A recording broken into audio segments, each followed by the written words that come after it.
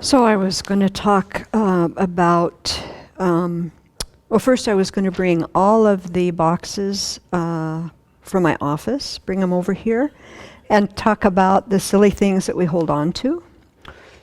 But that would take me a couple days, so I nixed that idea. So instead, I wanted to talk a little bit about my experience last week. I went to the hospital and had a procedure, and I learned a whole bunch during that experience, so I wanted to share that with people. So first I would say, I think in this society, it's very rare for us to witness death. And because we don't witness it, we don't get familiar with it. And because we're not familiar with it, then I don't think we think about it very much. And so I try to think about it a lot. And of course, in this environment, there are many, many things that are dying all the time. We can see insects all the time dying. We can see animals, if we pay attention. But still, that's a bit removed from our own death. So I think to take the opportunity to get familiar with death in whatever way we can is really important. And of course, in the Lamrim, we have the 2 meditations on death that we do, which are very helpful. But it's been very helpful for me in my life to think about death in experiences that I'm going through. And so this last week, as I was going to prepare for this procedure, I did that. And it was very helpful that Venerable Children had taught on the 5 forces a couple weeks ago, and so it was kind of in my mind, and so I kind of used that as my guide. And so a few days before the procedure, I looked at my advance directive to make sure that it still was, what I wanted to have happen in case something went wrong. And it was fine. I felt very comfortable with it, especially if something untoward happened and I ended up in a vegetative state. I also looked at my will, which helped me really remind myself of being generous and wanting to give away what I have. During the morning of the procedure, of course, I did practice in the meditation hall. I did the 35 Buddha practice and, tried to purify and kind of scanned my mind. And I really didn't find any regrets in my mind that I was holding on to. I reviewed my precepts. I made prayers to have a precious human life, to not be separated from teachers, and I tried as much as possible to really keep bodhicitta in my mind all the time. Of course, I can't do that, but I tried. Yeah.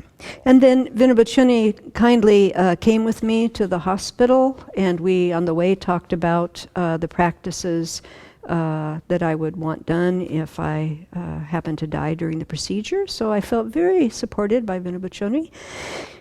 But of course, even with all of this preparation, to think about having 2 catheters shoved up your femoral arteries into your heart, not such a pleasant thing, especially if you've never experienced that before. So I was anxious, clearly. So when we got to the hospital, and of course I recognized the anxiety in my mind, and I made a very strong determination that every person that I came in contact with in the hospital, I was going to see as kind and compassionate. And also from my own side, I was going to try and generate kindness and compassion, love, to every person that I met. And so, you go through the admission procedure and, then the, pre-procedure, and then finally into the procedure room. And by the time I got into that room, I was very calm, very calm. My mind was so settled and clear. It was quite startling to me, I will say. And I guess the thing that was most interesting was how connected I felt with everybody. I hadn't really experienced that before, I don't think, in that way. There were 4 people in the surgical room, the physician, 2 techs, and the anesthesiologist. And I felt like I knew these people like forever. It was so interesting. And even that entire building, I felt like it was a very safe, supportive place. Everybody, was quite wonderful. And of course, the reason of all of this, is where I was directing my mind. So I wasn't directing it at the fear that I was feeling. And I worked a little bit with fear, and I found a definition that I really liked, that I'll share. Fear is a physical and emotional uneasiness felt about something known or unknown, over which we feel we have no ability to control, handle, or bring to the result that we wish. And so similar to anger, fear inflates the negative qualities of the situation, and it is extremely self-focused. It's all on me, yeah?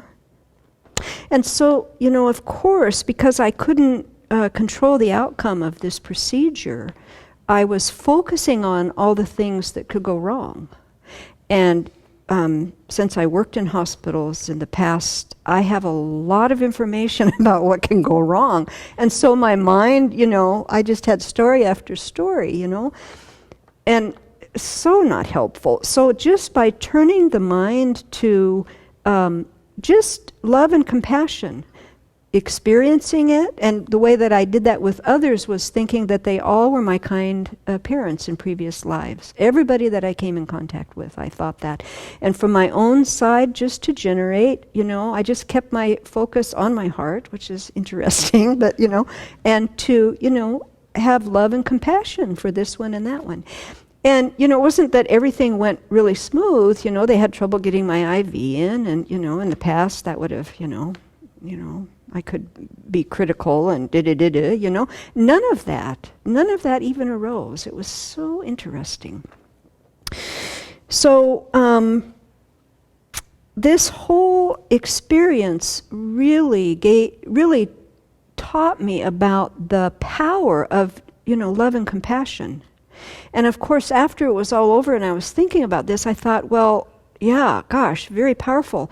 What would it be like to have spontaneous bodhicitta all the time? Jeez, And then it reminded me of what I read from a book by His Holiness, that I'll just read this little section that he writes. So he says, this is from Practicing Wisdom. On my part, I cannot claim to have realized the awakening mind or bodhicitta. However, I have a deep admiration for bodhicitta. I feel that the admiration I have for bodhicitta is my wealth and a source of my courage. This is also the basis of my happiness. It is what enables me to make others happy, and it is the factor that makes me feel satisfied and content. I am thoroughly dedicated and committed to this altruistic idea, whether sick or well, growing old, or even at the point of death. I shall remain committed to this ideal. I am convinced that I will always maintain my deep admiration for this ideal of generating the altruistic mind of bodhicitta. On your part too, my friends, I would like to appeal to you to try to become as familiar as possible with bodhicitta. Strive, if you can, to generate such an altruistic and compassionate state of mind. So may we take his direction to heart and practice as much as we can. It's quite powerful.